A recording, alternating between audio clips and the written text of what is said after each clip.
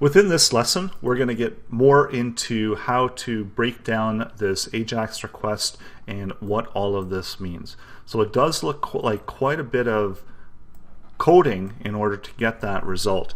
And it certainly is a lot easier to do this with jQuery, which we're also going to be showing you in a later lesson.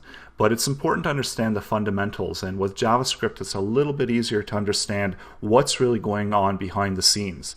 And what all of this means is important in understanding what is going on behind the scenes. So here we do have this HTML or XML HTTP request, and what we're doing is setting up this new XML HTTP request. So what we're doing here is we're just doing a check to see if this is available, and if this isn't available within the window. So also within this course, it's important to understand how the DOM functions. And if you're not familiar with the DOM, this is where all the HTML elements get loaded into JavaScript and allows us to have access and use of those elements. So if we were to do something like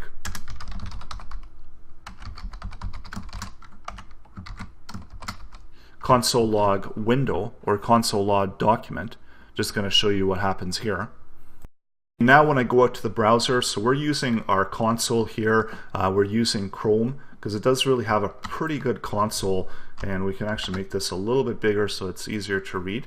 And so what we've done here is we've just done a console log, and we've sent all of the values from window into the console so that it's readable for us. And here's where we've got all of these different functions and variables and values that are accessible. So this is what's known as the DOM, because now we have access to all of this information. And for this one, what we're doing is we're doing a check to see if window XML HTTP request exists. And if it does exist, and basically all that means is it's just checking to see if it's a modern browser and if we're able to make this kind of request within this browser. So here we do see that we do have it. It does exist. The XML HTTP request actually does exist. So this is because it's a new browser or a modern browser. So older browsers such as IE5 or IE6 use ActiveX instead of the XML HTTP request. And this is why we're setting that down here.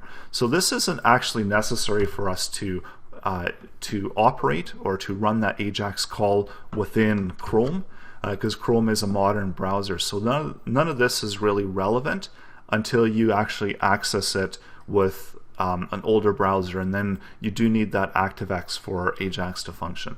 So this is for the older versions of IE, IE5, IE6, and maybe even IE7, so depending on the older version. So this is becoming less and less relevant actually. So if you're not including that, and if you're not expecting people on older browsers, then you really don't have to worry about it, but usually good practice is just to include it just in case somebody does come across on an older browser and they do need to use ActiveX instead of the HTTP request value.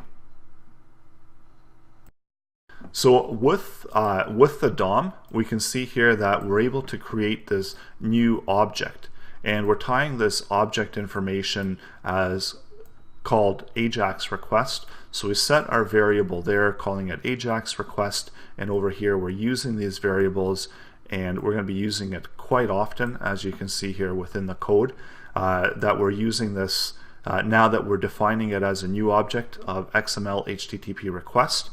And if we go back out here, we can see that we do have some information here that we can look through, and we do have the name of it to string, and we've got some other information here as well within that. So we've got done, header received, loading, and this is just the communication between the different HTTP request objects. So this is what's being returned for this one. And this gives us the ability to make that request out from our current browser. And this is probably easier to understand if you do understand working with the DOM.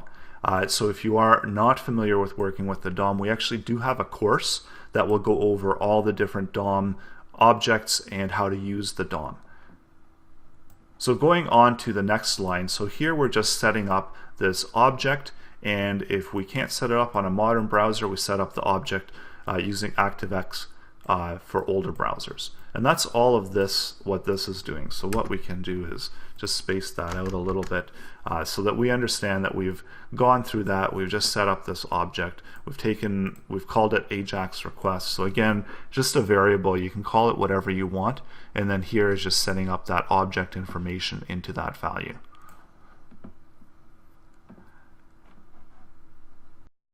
So all this is this just means that we're able to exchange data with the server using Ajax.